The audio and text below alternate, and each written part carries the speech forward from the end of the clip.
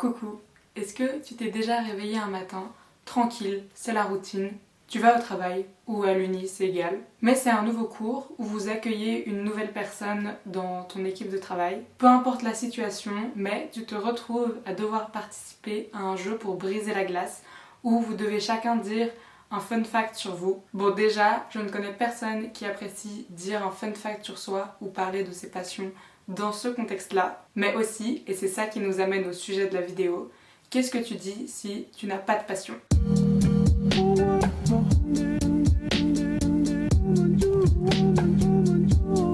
Beaucoup de gens réalisent d'un coup qu'ils sont rentrés dans une routine métro, boulot, dodo sans même s'en rendre compte. Et ça fait un choc quand on se rend compte qu'en réalité, on n'a pas d'activité fun qu'on fait dans notre temps libre. Généralement, si ça nous arrive, on s'en rend compte qu'au moment où quelqu'un nous demande qu'est-ce qu'on apprécie faire dans notre temps libre. Juste pour le plaisir quand on travaille pas. Ces temps-ci, je suis en train de faire des recherches pour une nouvelle colocataire et je suis frappée du nombre de personnes qui me disent que ce qu'elles aiment faire dans leur temps libre, c'est écouter de la musique et regarder Netflix et passer du temps avec leurs amis. Alors oui, bien sûr, c'est valide et c'est important de passer du temps avec ses proches, mais écouter de la musique et regarder Netflix, c'est des activités de relaxation passive qui sont tellement universelles qu'elles ne me disent absolument rien sur cette personne, mis à part qu'elle n'a pas de hobby, d'activité intéressante qu'elle choisit de faire. Et je comprends que c'est difficile à maintenir avec les horaires de travail, la vie d'adulte et essayer de nourrir un petit peu ses relations. Mais c'est tellement important pour sa santé mentale que ça vaut le coup de faire cet effort. Quand on était petit, la plupart d'entre nous faisaient des activités extrascolaires et je pense qu'il est temps de ramener cette énergie dans notre vie d'adulte. La vie d'adulte tourne trop autour du travail selon moi et c'est ça qui fait que c'est si facile de tomber dans une routine où en fait,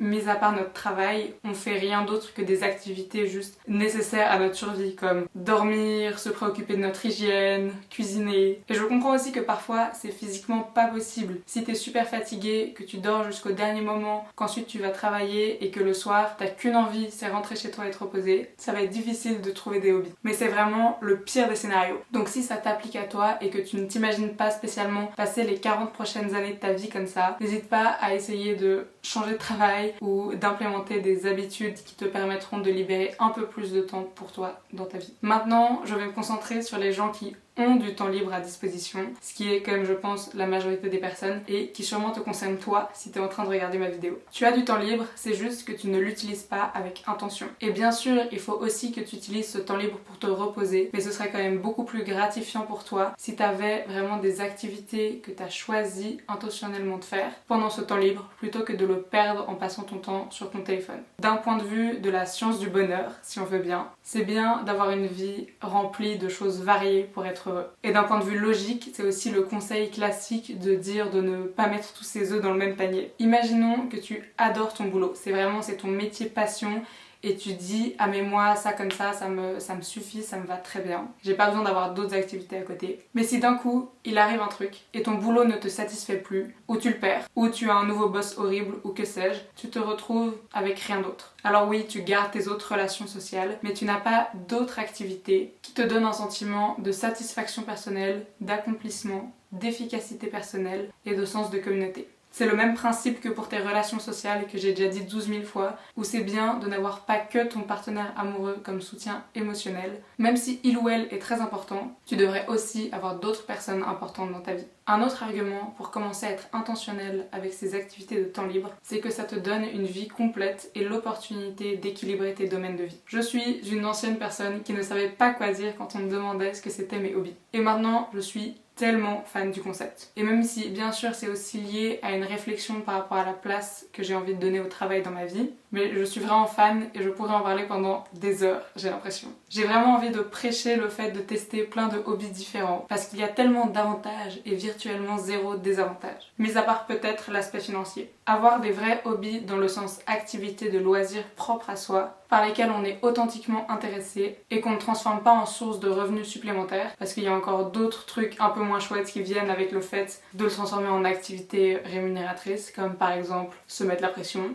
C'est très bien. Ça te permet d'apprendre de nouvelles choses, de développer de nouvelles aptitudes, de sortir de ta zone de confort, de rencontrer des nouvelles personnes. La liste de bénéfices, elle est longue et elle va de choses super importantes à des choses beaucoup plus triviales comme ça, tes proches sauront quoi t'offrir pour ton anniversaire. Du côté de ta santé physique, ça peut aussi être intéressant de diversifier tes activités avec des hobbies que tu peux faire sans être face à un écran. En tout cas, moi, c'est quelque chose que j'apprécie beaucoup parce que sinon, je passe toute ma vie derrière mon ordinateur. Tout et n'importe quoi peut être un hobby et je vais te donner une petite liste d'idées en espérant que l'une d'entre elles te donnera envie. Le seul truc à garder en tête, c'est d'être ouvert et curieux et de te dire que t'as zéro obligation. Tu peux juste tester et t'arrêtes si t'aimes pas. Dans les hobbies sociaux, tu peux rejoindre un club. Donc si t'es étudiant, ça peut être une association étudiante, ça peut être la radio de ton uni, mais sinon tu peux aussi rejoindre un club de lecture, une classe de langue, un club de course ou encore faire du bénévolat et donner ton temps pour une communauté. Dans les hobbies créatifs, tu peux dessiner, peindre, apprendre à faire du graphisme, coudre, faire du tricot, faire tes propres vêtements, tester l'écriture créative, faire de la poésie, de la sculpture, prendre un cours de chant, tester la poterie. Ça, le dernier, c'est vraiment un truc que j'ai envie de tester. Avoir des activités choisies pendant ton temps libre, c'est aussi une façon de te redécouvrir.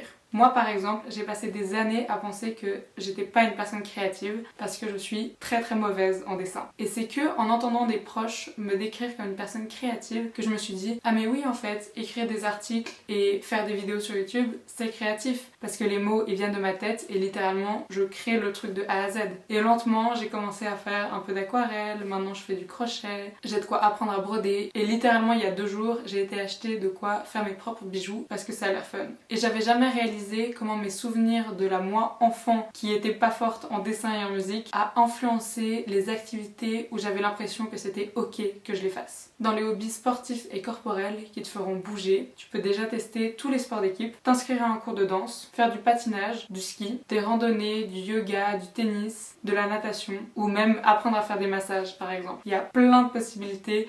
Il existe tellement de sports différents et il n'y a pas de règle, c'est toi qui décides qu'est-ce qui est un hobby et ça n'a pas besoin d'être une activité traditionnelle. Tu peux décider que ton hobby c'est d'apprendre par exemple et tant pis si les autres ils trouvent que t'es un nerd. Moi je trouve que c'est super fun de suivre des classes en ligne gratuites sur tout et n'importe quoi. Tu peux apprendre à faire de la programmation, des sciences sociales ou apprendre une nouvelle langue par exemple. Aussi, j'ai l'impression qu'il y a un effet boule de neige par rapport au hobby, dans le sens où une fois que tu commences à t'intéresser à ça, à te renseigner et à chercher tes hobbies ou que tes potes te parlent de hobbies, d'un coup tu vas en trouver de plus en plus qui vont t'intéresser. C'est comme si chaque hobby que tu testes t'amène vers une autre activité adjacente qui pourrait aussi te plaire. Cet effet, il existe aussi parce qu'une fois que tu commences à avoir des hobbies, tu vas rencontrer des nouvelles personnes en faisant ces activités et il y a beaucoup de chances qu'elles aussi, elles te proposent « Ah tiens, j'ai envie de tester ce truc qui ressemble un peu au truc qu'on aime déjà faire ensemble. Est-ce que t'as envie qu'on le teste ensemble ?» Et voilà, c'est tout pour cette vidéo. J'espère que le sujet t'a intéressé et que tu vas tester plein de hobbies.